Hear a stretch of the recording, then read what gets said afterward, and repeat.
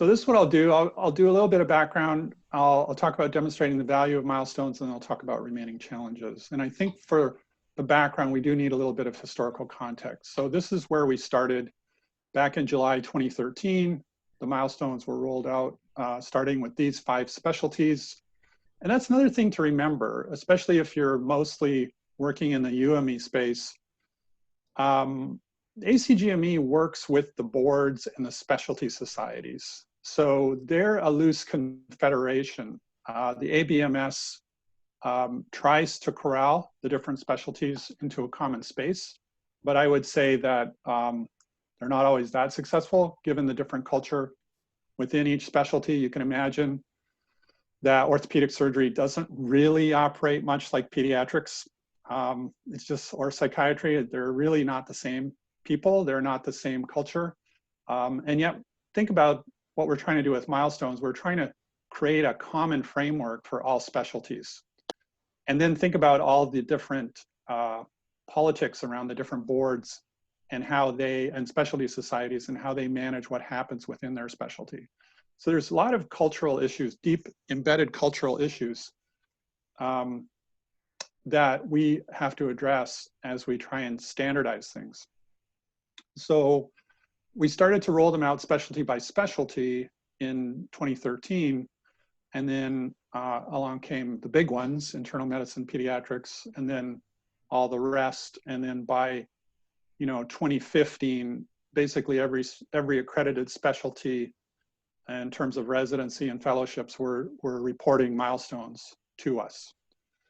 And if you go on our webpage and you go accreditation milestones by specialty, you can see, the breadth of what is contained in the milestones language for each specialty. Some of it is common, but a lot of it is quite unique to the specialty. So you can imagine that chemical pathology milestones are quite different than colon and rectal surgery milestones, for example. So we gave a lot of latitude to the specialties and their cultures and their communities when they were drafting their milestones the first time around. And that led to incredible, what's the right word? Diversity in terms of how they represented the competency constructs to their program directors and their trainees. So, orthopedic surgery took a very different approach again than pediatrics. Pediatrics focused mostly on EPAs. Orthopedic surgery focused on different joints of the body. I mean, that's just the way the cultures work. And so I think with Milestones 2.0, and this is kind of the cutting straight to the punchline of the talk, is Milestones 2.0 is an attempt to, and we had to do it that way. We had to get buy-in from the specialties to develop their milestones. So we had to give them quite a bit of latitude and respect their individual and unique cultures in constructing their milestones. So in Milestones 2.0, you can think of it as a bit more moving to the center and harmonizing and trying to create a common framework and see where we can create the commonalities. Because when you think about it from the point of view of the public, they don't care so much about the different cultures. They just want competency, whether you are an adolescent psychiatrist or a surgical oncologist. They just want competence. They want patient care skills. They want medical knowledge. They assume those things, but they also want professionalism, and they want communication skills and so on. So how can we frame those things in a way that's common across the specialties? That's a big, complex question. So milestones are an attempt to do that, articulate a shared understanding of expectations. Obviously, they're developmental, based on the Dreyfus model. And this is important. They're used as one indicator of a resident's educational progress. They're really not intended to be high stakes. They're not intended to be the answer to competency. They're intended to be part of the equation that feeds into a program director's decision about whether this resident should progress or needs to work on something. And at the end of the day, should they graduate from my program and be eligible for their board exam? And then the board kind of takes over from there. So that's our model. Here's what they kind of look like. This is the very basic template. So 5 levels. It wasn't true in Milestones 1.0. Some specialties only had 4 levels for esoteric reasons, but now we've harmonized that. So there's definitely 5 levels in all specialties now for Milestones 2.0. And level 4, it's important to note, is kind of the recommended graduation target. And level 5 is what you would mark down for a resident who's really exceeding the level 4 recommended milestones during their training. And that does happen. And they wanted to have some facility for doing that. What the milestones are not, they're not everything, as I said, and they're not a replacement for regular assessment. They are not an assessment tool. They are a framework for collecting and collating data every 6 months about your residents. They're not an assessment tool. Assessment tools should feed into the milestone conversations that the Clinical Competency Committee has every 6 months. But to use them as an assessment tool, I would say is not good practice in most cases, because they're not designed to be used as assessment tools. And anyone who's ever worked on development of assessment instruments knows that you have to go through a rigorous process of instrument design and validation before you implement them as assessment tools. So what is the purpose? The purpose for the milestones is not assessment. It's to collect and collate information about the residents' developmental progress every 6 months. That's not the same thing. Here's a sample from one of the specialties that I know better, which is neurosurgery. This is some of the language that you see in a typical subcompetency. So each of one of those paragraphs is a milestone. So if they can formulate a diagnostic and treatment plan for a patient with a brain or spinal cord tumor, that is a milestone. And they will have passed it if they can do that. And they can move on to level 4 and should be trying to attain those goals. These are very general statements about competence, if you think about it. They're not specific evaluation tools. So one of the questions we get all the time is, how are milestones helping us? And the program directors that we talk to really see it, many of them see it as an additional burden on their lives. And I would say, this is an interesting question. Why has implementation been so difficult?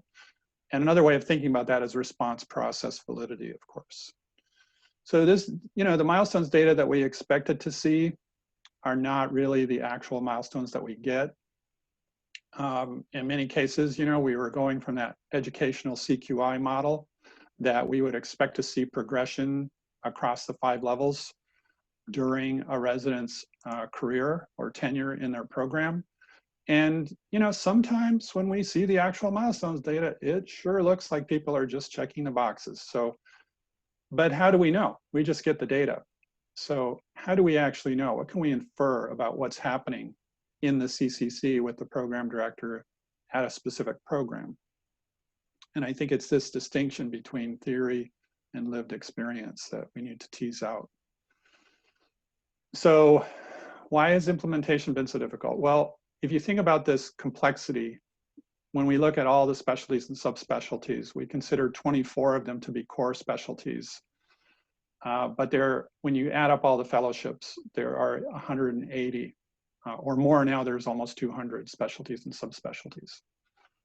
All of them need milestones. All of them should be have to be based on these 6 core competencies. That's not going to change.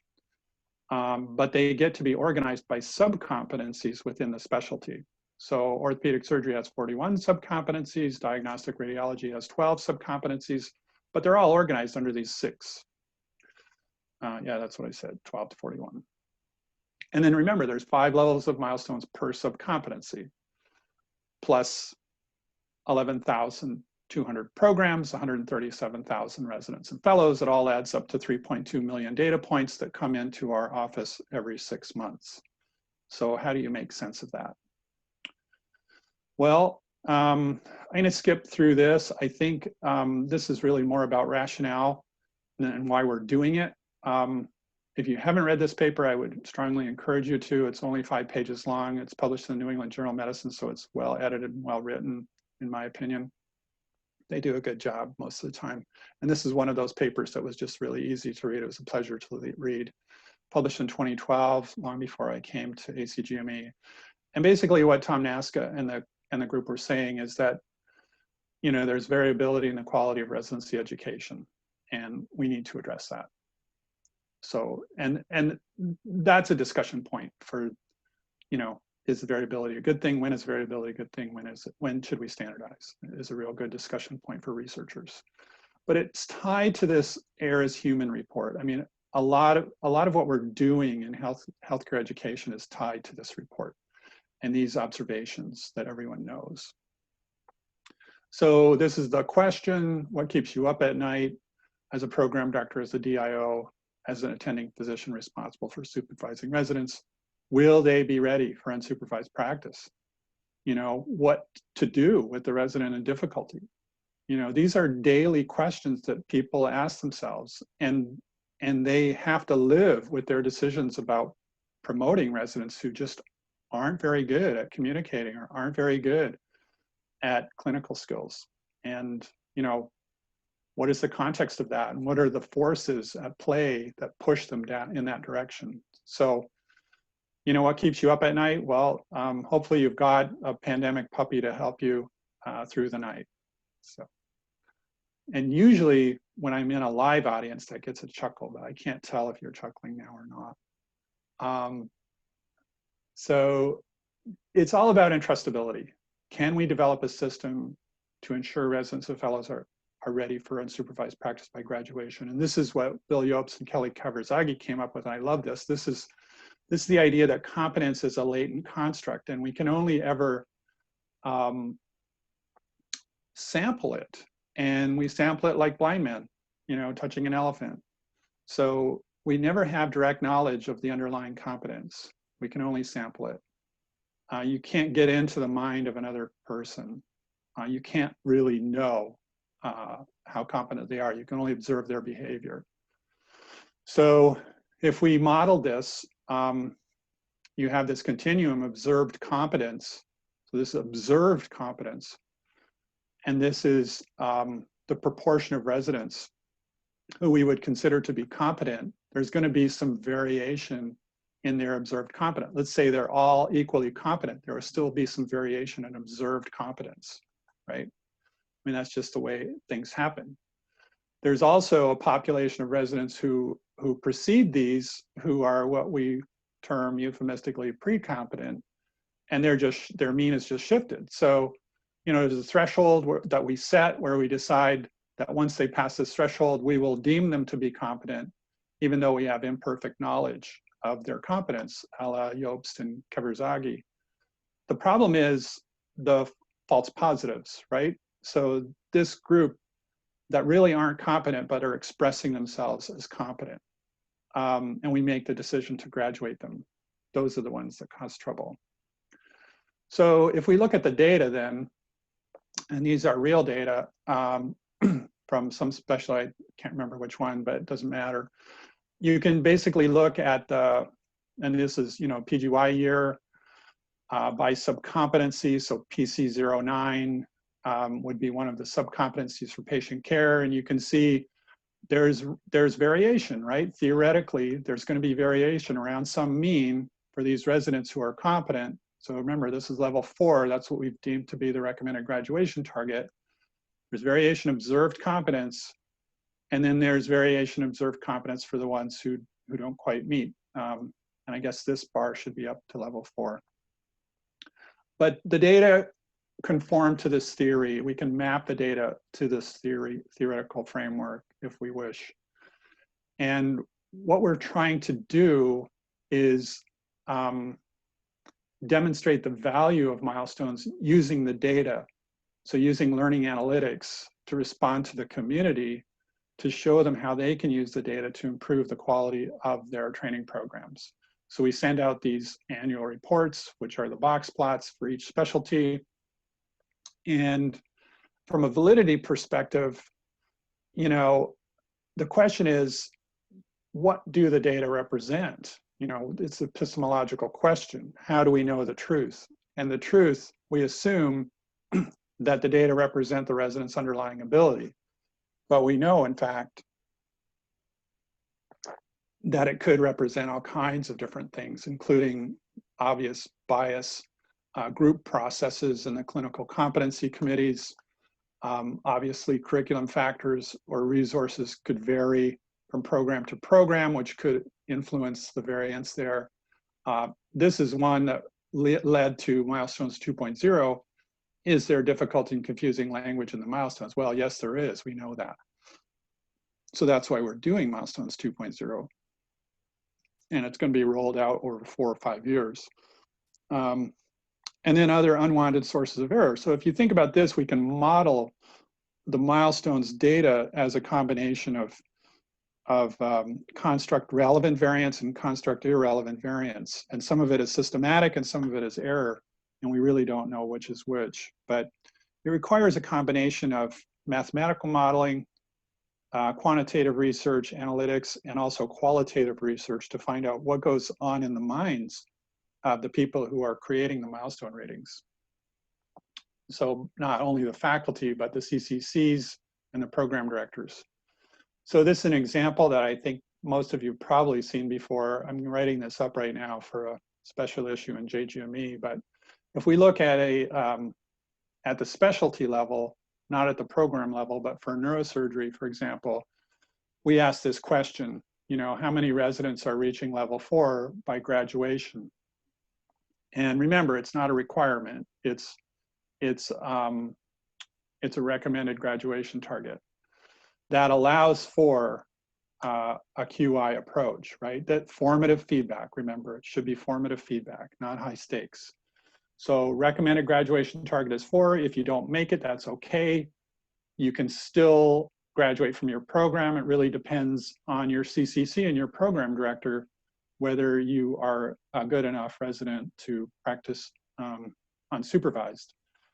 But the data is interesting because there is variance about graduates reaching level 4. So this is from way back in June 2015, before we even spoke to the neurosurgery community. I looked at this. These are the patient care subcompetencies, and this is the proportion of residents across the entire specialty of neurosurgery. Remember, there's only about 40 or 50 programs, so there's not a ton of residents, but the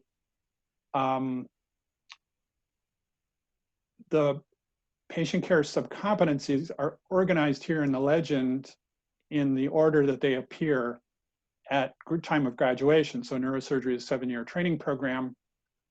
So what this is saying is that 95% of residents in all neurosurgery programs reach level 4 in traumatic brain injury by time of graduation. So it's actually not 100%, which, first of all, that in itself is an interesting finding. Why is it not 100%?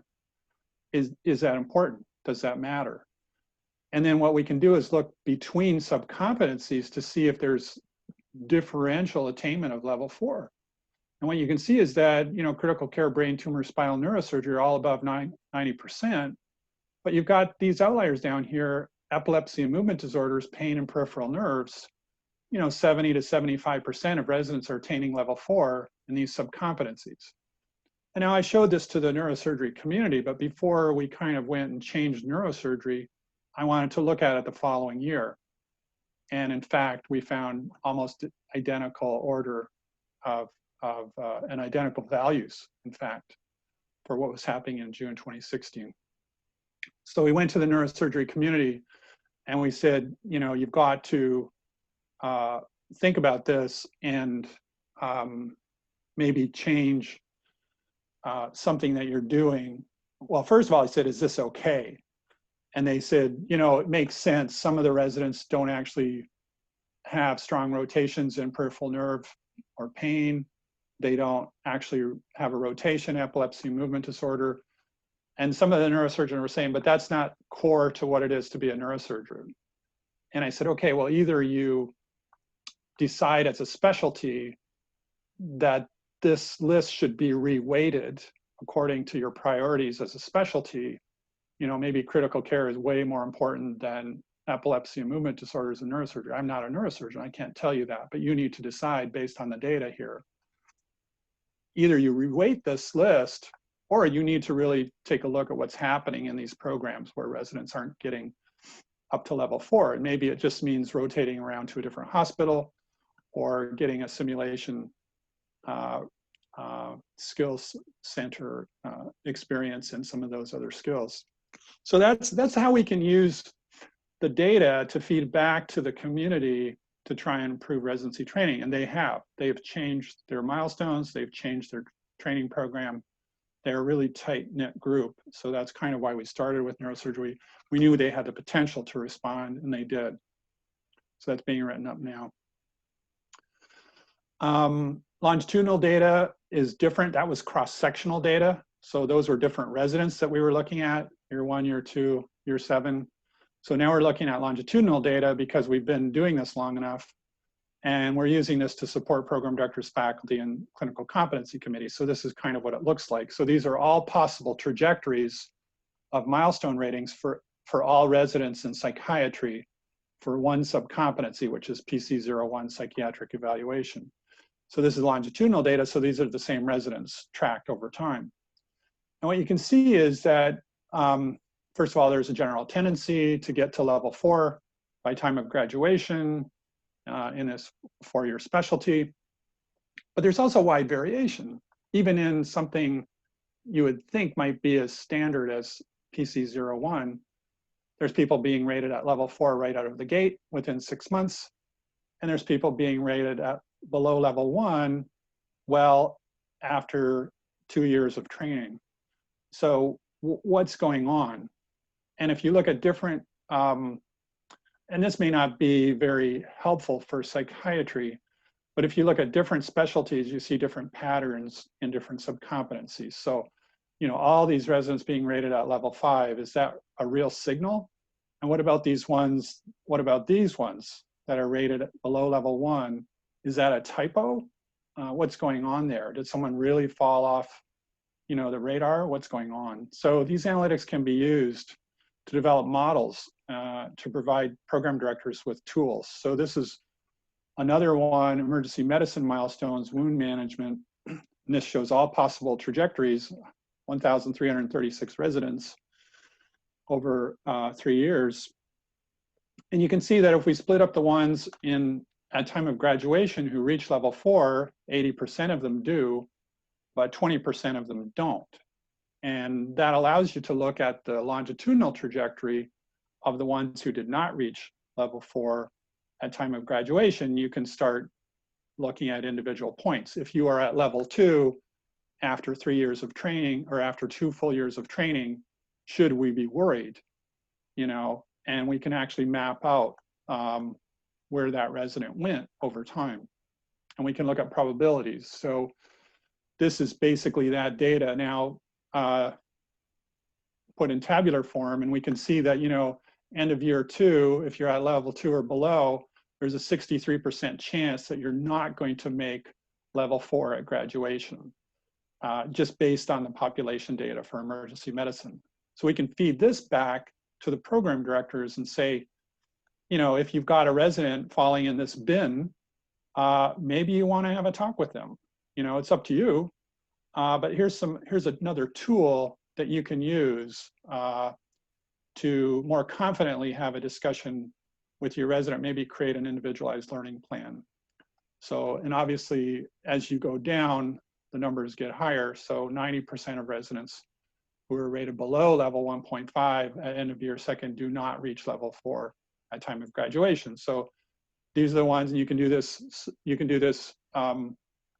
subcompetency by subcompetency. And let's say this is communication or professionalism, you should probably intervene, and you can probably intervene in a pretty specific way to help that resident. And it just looks different for different subcompetencies and different specialties, and we started to publish these in our annual reports as well. So you can see that's from family medicine, this is from surgery, medical knowledge one, et cetera. So these are just some tools that we can give to help program directors and clinical competency committees sort through this daunting task of putting together all of this data to help make judgments about their residents. And remember, it's a group judgment. It's a group process with all that entails.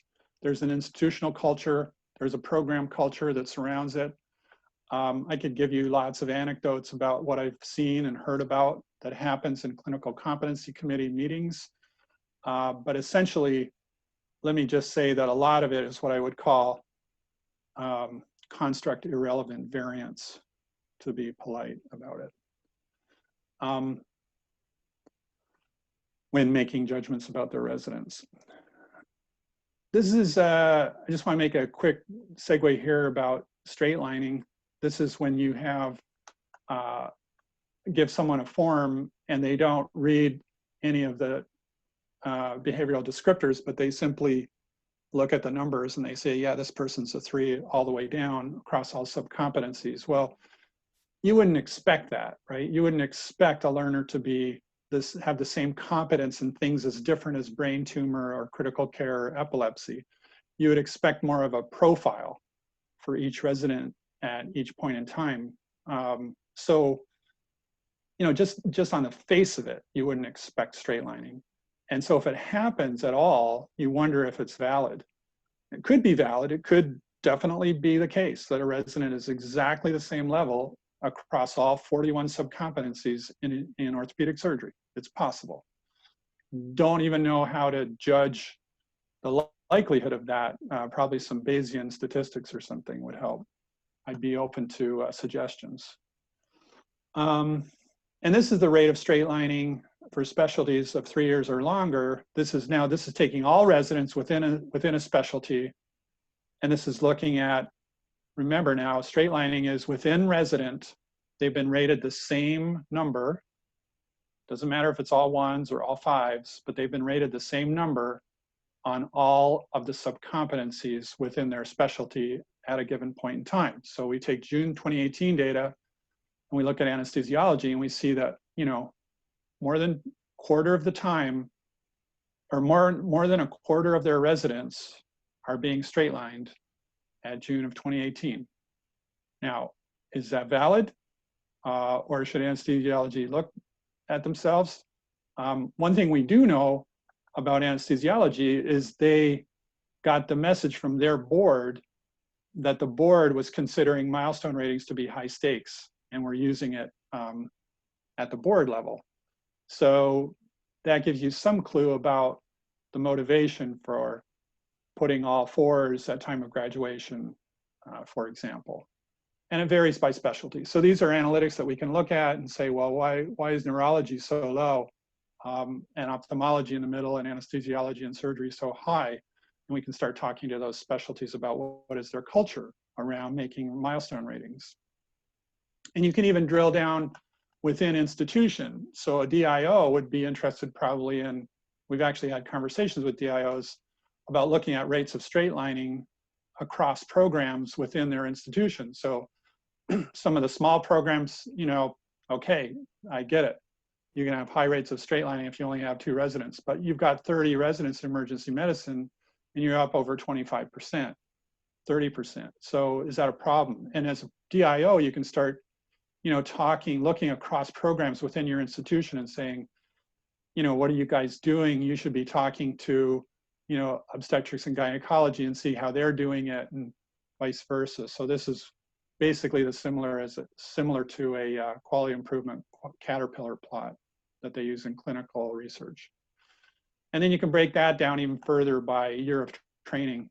And you can see that there's a tendency for end of training to have slightly higher straight lining rates, which is interesting and probably means either the residents are all of a sudden getting good at everything, or there's some pressure to make them appear so.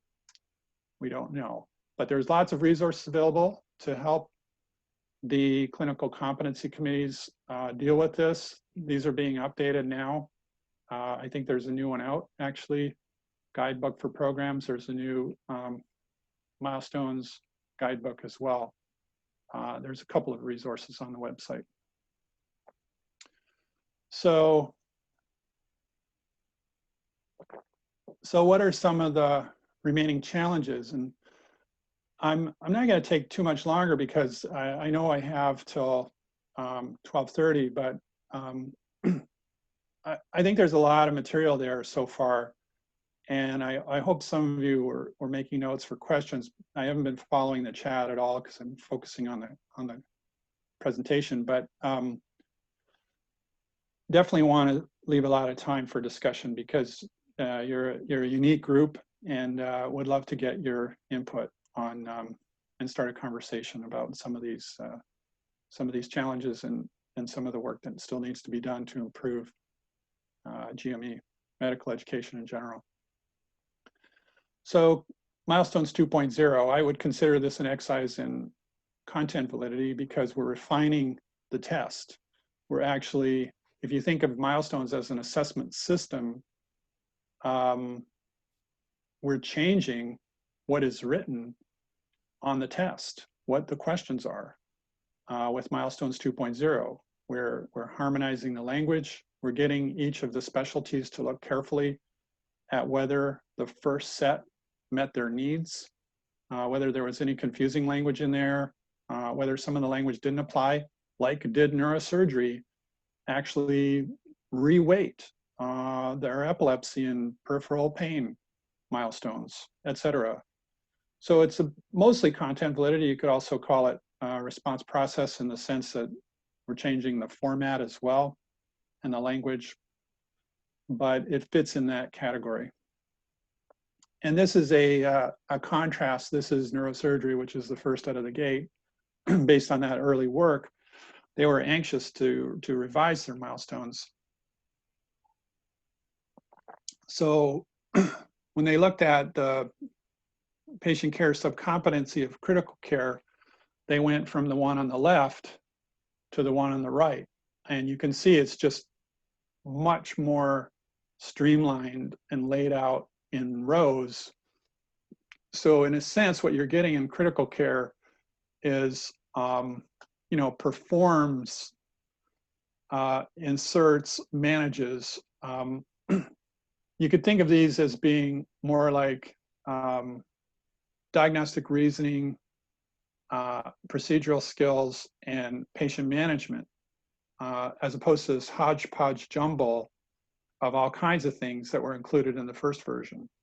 So it's just making it much more, responding directly to the community to make it much more streamlined and easy to work with during the crowded, busy agenda of a clinical competency committee meeting when you're trying to think about each milestone for each resident.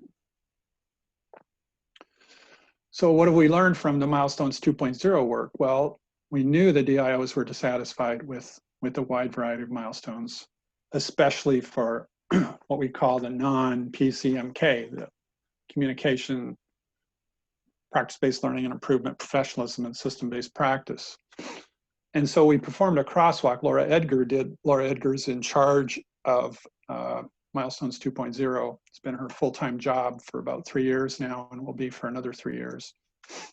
There is an old Scottish saying about painting the Forth bridge over the bridge that goes over the Firth of Forth.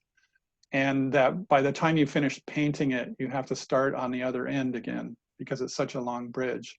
And that's kind of what it's going to feel like with Milestones is once we get through all the specialties, neurosurgery will want to go to 3.0.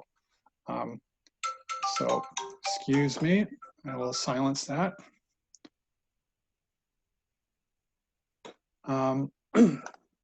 And so she performed a crosswalk of the milestones within each of these major competency categories across specialties. And what they found were was that, you know, there were 144 different ways to describe communication skills, interpersonal communication skills, more than 200 ways to describe professionalism across the specialties.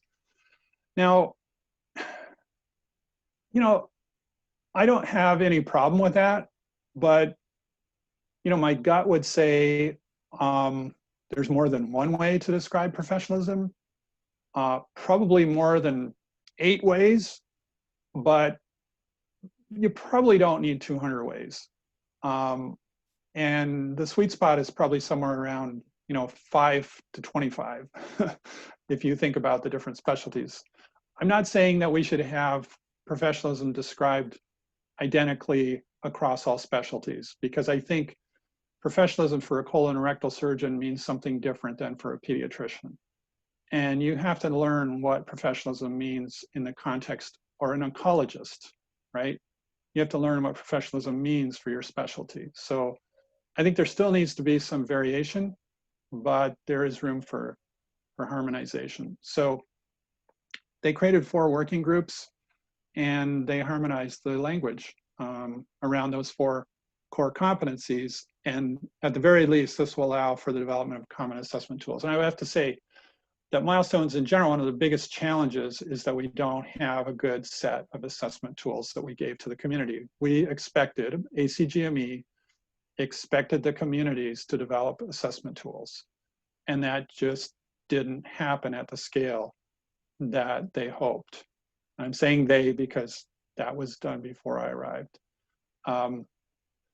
But, you know, I may be too nerdy, too much of a researcher, but I always thought that, you know, the program directors would read the literature on assessment and find assessment tools and look at the validity evidence. And I just realized that wasn't happening. So we need to do a better job of getting those assessment tools created and adapted for specific specialties and specific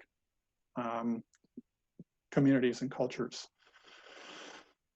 So I think this is all, I've already gone through this. One of the things that is really key is that bottom one, there's a supplemental guide to Milestones 2.0 that didn't exist in Milestones 1. And what that does is that's a living, breathing document. So each specialty has their set of milestones, which will be, you know, uneditable, which will be constant until Milestones 3.0. But there's a supplemental guide. So you can throw in recommendations for best practice around assessment tools. You can throw in, you know, how do you interpret this milestone? You know, essays. Maybe you could throw in some blogs. I don't know. But, you know, there's a living, breathing aspect to this, which needs to reflect what's happening in the community between these iterations. Lots of resources on our website, so I'd encourage you to visit that. But I also just want to think about this validity framework, and this is where I want to throw it out to you as researchers.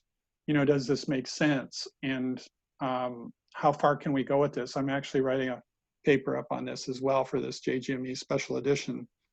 And I think this kind of makes sense, but I'd love to get your feedback. So if we think about content validity, it's, you know, revision of Milestones 2.0. If we think about internal structure, it's really about how do the subcompetencies hang together, internal structure.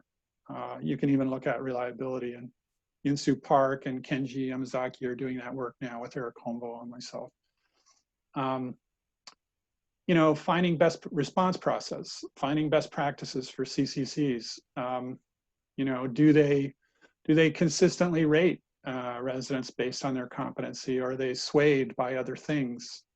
You know, what about the raters themselves? Do they have good quality assessment tools? Are they usable? I mean, not only good quality, but, you know, usability. Going back to Kees van der Vluten's formulation, you know, you can have the best validity evidence for an assessment tool, but if people don't use it the way it's intended, your validity goes out the window. Which leads to faculty development, culture change, and just this idea to think about assessment as a process, so that you won't get this magic bullet tool to assess your residents, but you have to think about assessment as a process. In fact, I think of assessment as a critical teaching skill. So if you're a good teacher, you will know how to assess and give feedback. And then what I call, predictive validity for the community, but is really under MESIC's framework, relations with other variables. We've done some work on correlation of medical knowledge with board scores. That's the kind of like, study. Obviously you would do that.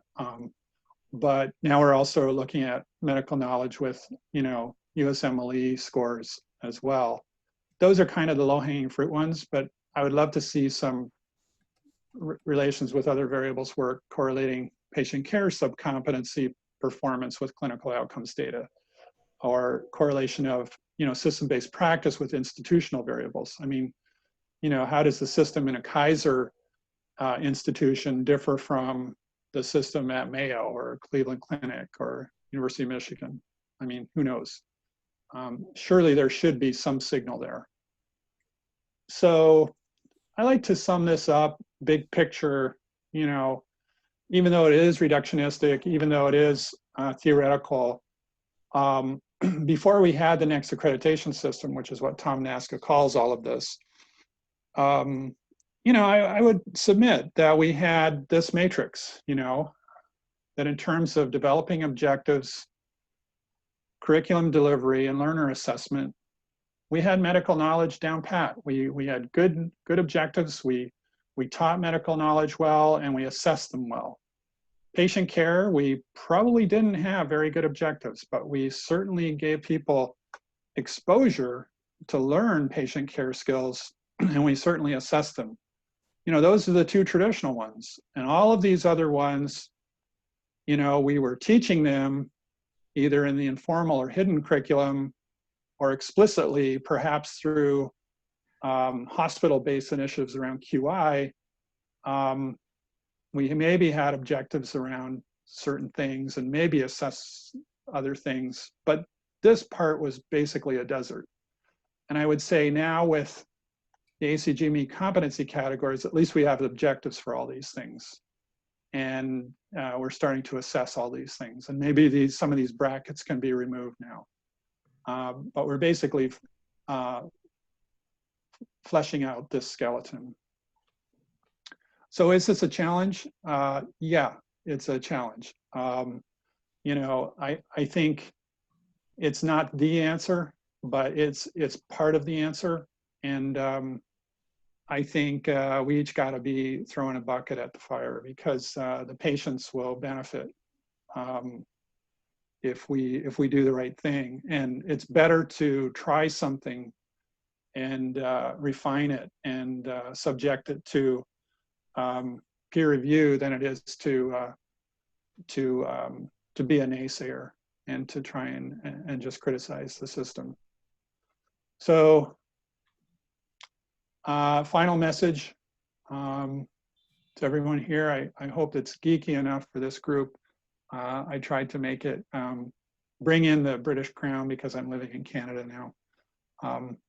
And one of the things that Eric has really insisted on, and Tom Naska agreed to, is all of our Milestones research studies are now open access. So we're paying for these to be published open access. So just look for those out there, and encourage your program directors to read any of those papers, because they're free. And if they don't have access to a university library, they can still get them. Lots of resources. I've shared these slides, or a version of these slides, with Gary, so you'd be able to have access to these links as well. And then finally, we do have a bibliography that we're putting out on Milestones publications, and this has been updated in 2019. It'll be updated again this year in 2020. But basically, these are all the studies been published on Milestones related projects, and there's over, as of 2018, there are almost 300 articles published on Milestones. So at this point, I will open it up for questions. I'll just leave this slide up for a few minutes just to pique your interest and cue you a little bit to what I talked about. And would love to have this group thinking about number 5, what can we do to improve the validity of milestones? And I will turn it back to Gary now to moderate. Aha. So Actually, there are questions, actually. Yeah. I was noting them down, Gary. Do you want me to share them? Yes, if you would like to. Based on how things went yesterday, if you see a question and somebody asks, you could read it and then ask them to clarify anything for Stan, and then that way we can go from there. Okay. So the first question that came in was, are the programs used to analyze the big data available and transportable to the residency programs to use their own data? Well, that's an interesting question because they have their own data. They submit their own data to us, right? So there's nothing stopping them from looking at their own data to begin with. But if you're thinking about their own data in the context of the national data, yes, we provide an annual report on our website that anyone can access. It's publicly available, actually. And so even those PPV values, that longitudinal data that shows the predictive probability values for predicting whether residents would meet their level 4 targets or not, that is published by specialty. So that's intended to be used by program directors directly. And then beyond that, ADS, which is the accreditation data systems portion of ACGME, also sends the individual programs their PPV values and the annual data. And it tries to put their own data, reflect their own data back to the program in the context of the national data. Okay. Do the DIOs have that data too? Or is it just going to the program directors? No, I don't think the DIOs get anything specifically from the ACGME in terms of reports. If you think about the way ACGME has always been organized, our unit of analysis is the program. So the program director is the representative that we interact with primarily. DIOs, of course, play a different role in different institutions. Some institutions are very small with 1 or 2 programs. Many institutions are very large with 100 programs or more. And honestly, we haven't really done enough for DIOs yet. And I think with the GRA group and some of the presentations that Eric and I have done with the ORR and GRA of AAMC, which I understand is largely comprised of DIOs in that audience. We tried to reach out, and I've really pushed for DIO specific tools, and had a kind of a pilot study in our own backyard with the DIO at Northwestern, Josh Goldstein, because he convened a monthly meeting or maybe quarterly meeting of DIOs from Illinois. And it was kind of like, okay, I can just go over to Northwestern 2 blocks away and I can show them what we're thinking of doing. And, if they like it, then we'll do it nationally. So we're made some baby steps towards creating some tools for DIOs as well, but there's nothing pushed to the DIOs at this point. They have to pull it. Dan, another question that came up was, has the milestone data ever been linked to review committee judgments? Wondering if milestone data is associated with programs at risk or rock stars. Yeah, that's a superb question. No. So milestones data are not used for accreditation purposes. So let me make sure I understand the question. Are they talking about it from an empirical observational after the fact, or are they talking about it proactive use for accreditation decision? I believe that came from Deb, and I'll let her elaborate. Hi, Stan. I was just, Hey, Deb. I don't know that it should be, I agree it shouldn't be used for accreditation purposes, but it would be nice to know if there was some association between the qualities people think about that are important for creating a good learning environment for trainees, and the decisions that group makes, and the assessments of its graduates. Yeah, so 100%. And I think, you know, if you think about, again, what the ACGME, the business of the ACGME is in the accreditation of programs within specialties. So we have the review committees, which operate completely independently of the Milestones group or ADS or CLEAR. And, you know, they've been doing this for a long time. They convene a group of peers who are largely, you know, retired program directors or chairs within that specialty. And then they review all the data that comes in about programs, and they make decisions about whether that program should have continued accreditation or withdrawn, or, you know, various gradations in between. So far, that has been a bit of a black box to anyone outside of that process. There's not, I would say, a ton of transparency, and certainly not in terms of details around how decisions are made about specific programs. So that is undergoing a revision within ACGME at the moment. And one of the things we want to do, and Eric is pushing for, and Tom certainly, is to start bringing in things like milestones and case logs at a national level to start setting the context for those discussions about specific programs. So I think that's what you're getting at. Like here's some indicators of, you know, variance at the national level. Now here's where this program sits. Do we want to have a discussion with that program on this topic based on, you know, does it correlate with other things we're hearing from the resident survey or other instruments, and take some baby steps in that direction. We've been talking about it. I would say it's not really implemented yet. We have a new senior vice president for accreditation who's interested in it, and we have a new CIO who's interested in data flowing a little bit more easily across the organization. So I think it's coming. But, you know, the big caveat is, you know, what you alluded to, and I think what you sensed from me is that if we start accrediting programs on the basis of milestone ratings, guess what's going to happen to milestone ratings? You know, high stakes. It's not CQI. It's high stakes and CQI are mutually exclusive to a large extent. And can I jump in and ask? This is Patty Carney. Hey. Hey, you know, this was wonderful. Thank you so much for such a terrific presentation. I'm wondering, you know, I'm sure you can't sleep at night because the data are just too cool, but yeah. Do we know how many people have been let go from programs due to milestones? Do we know anything about that? No, we don't.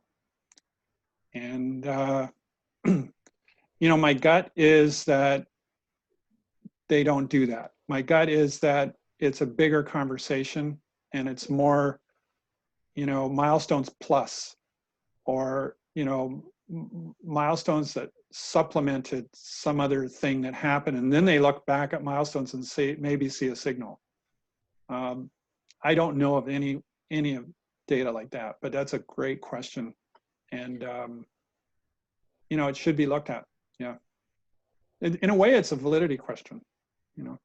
Well, the other thing that's happened, at least in our shop, is we have really taken the development of milestones quite seriously. So as part of our big AMA grant, we're creating all these really cool milestones that have to do with humility and have to do with resilience and under-resourced communities. And so, you know, the work has really stimulated a lot, and I hope you guys are really, you know, proud about that. It's exciting. This is cool. Yeah, thank you. And I have more slides, you know, that I didn't include in the talk, and there's a couple on impact. And I guess if you want to call it consequential validity, I mean, just in terms of how this has changed the conversation out there, you know, because we are the accreditor. You know, the minute we said, thou shalt submit milestones data or not be accredited, everyone submitted milestones data. So, you know, they don't have a choice. The question is, what's the quality of it? The impact is large just because we have a big stick, but I think so the onus is on us, and this is where Eric and I, really worked hard to say, well, we hear you that this is a new burden. How can we give you value? And so once people start thinking about how this data can help improve their program, and then we take that back into our analytics shop and build these tools, then we have to communicate the science back out to the users. And that's not so easy always. I have to jump off, so I'm dying to hear your answer to this question. It's not my question, it's from Jane Miller. She talks about wanting to see a paper that looks at the correlation between your data and patient safety issues, and if anything's changing or improving. And I'm dying to hear the answer to that. Yeah, there should be a signal, right? So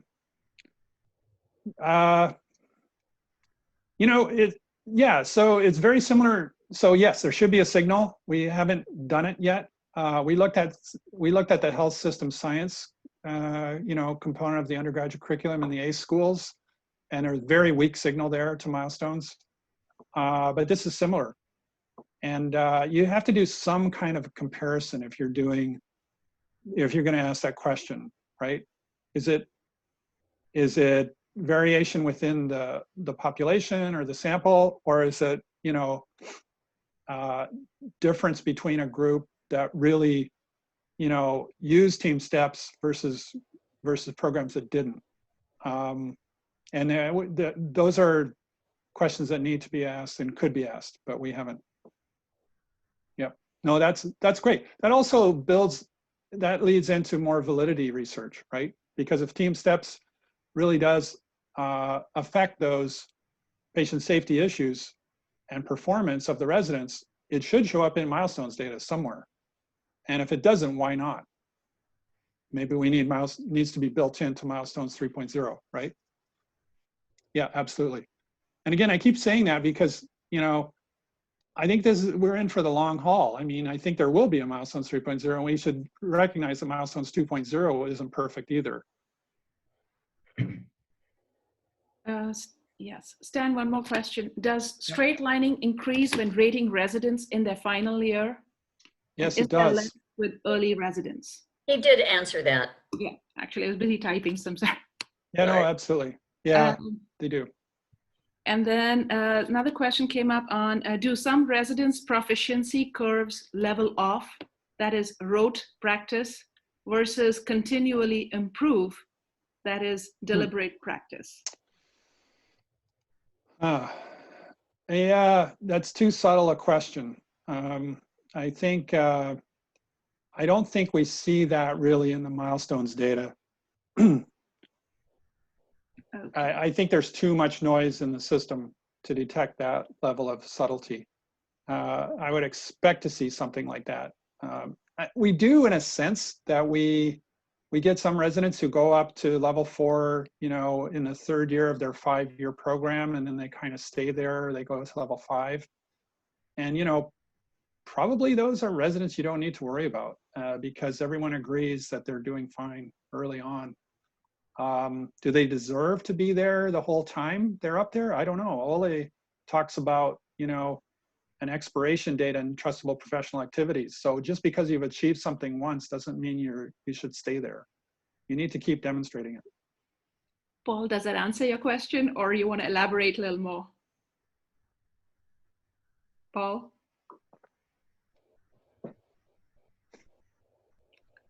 I guess it's okay. So the next one.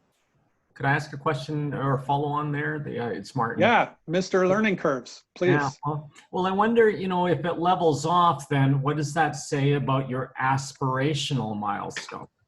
Because if your aspirational milestone is working the way it should, most people shouldn't be hitting it, and there should be room for an ongoing, kind of a development across the group, especially with the large numbers that you have. Yeah, I mean, I think the question is, does it level off at level 4 or level 5? And if it levels off at level 5, which is the aspirational target, then you know you don't really know what's happening. They could just be continuing to improve, but there's no place else to put them, right? Stan, another question came in. Have people who are looking at CBME also looked at learning progressions research? Some people who have looked at CBME are looking at learning progressions research. Yeah, for sure. You know, you can get into the micro level of learning progression, mastery-based learning, you know, that is the basis for a lot of the theory around competency-based medical education. I think it falls apart sometimes when you get to some of these more broad competency categories, because you talk to Fred Hafferty, do people fit in? You know, is there an interaction between their social identity or professional identity formation and their skill, or the socialization of their program and their specialty and their competence? It gets pretty complex up there at the higher constructs, what I would call the higher constructs. But if you look at something like, mastery-based learning for motor skills, yeah, for sure. That's the basis, I think, for the whole competency-based medical education movement. And I don't think it applies universally, by the way. I think there's something, Eric likes to talk about the white space between the boxes, so if you think of the milestones as a bunch of boxes that you have to check, what about that other stuff that doesn't get represented in the milestones language that talks about who this person is becoming as a resident? That's much more subtle and maybe even more important. Another question is, what is the role as SDRME members in helping our CCCs adopt more data-driven and evidence-based practices? Should this be an organizational direction or project? Yes, I would strongly encourage and endorse the SDRME to roll out a program where they comprehensively help each program director in their community. So, and I can say that because I'm outside the organization. I think it would be super easy and fun and rewarding, to sit with your program directors who are interested but don't have the time or the energy. Okay. Yep. And another question was, has there been a study looking at study exposure? Interpret some of this and help make better decisions about their residents.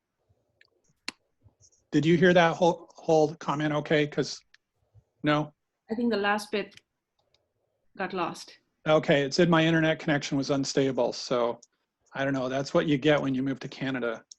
I guess. Oh, sorry, Tanya, I see you there. No, maybe in Ottawa it's better than Toronto. No, so I'm just saying that I think for SDRME members to find a program director who's curious but doesn't have the time or training, and help them interpret some of the national data and some of the tools that we're pushing out. And by all means, contact Eric, contact myself, and let's get some research collaborations going, for sure. And roll out an implementation and help program directors. Yep. And with the hub, the assessment hubs, we ought to all be engaged, helping our program directors who attend those programs. How many of you teach in them? Yep, absolutely. Yeah, talk to Eric about that. He runs those hubs. I think Bill Jobst is running them now too with Eric. Bill is. Yeah. Another question, has there been a study looking at study exposure and predictive value? study exposure, what does that And mean? predictive value. I think that's my question, and the question is, there's so much churn in resident exposures to attendings. So when I attend on the wards, it's usually for 2 weeks. I may have one resident 1 week and one resident the other week, and because of duty hours, they're, post call, they've got their days off, etc. I might have 5 or 6 days maybe with a resident. And has anybody looked? And different programs obviously have different things, and it depends on the size of the faculty. But I don't recall a time at my last posting at UBC where I worked with one resident twice in the 4 years I was there, one resident twice. And so that makes me go crazy with the exposure problem. Yeah, so that's a great question. And I think, this is where something like EPAs come in.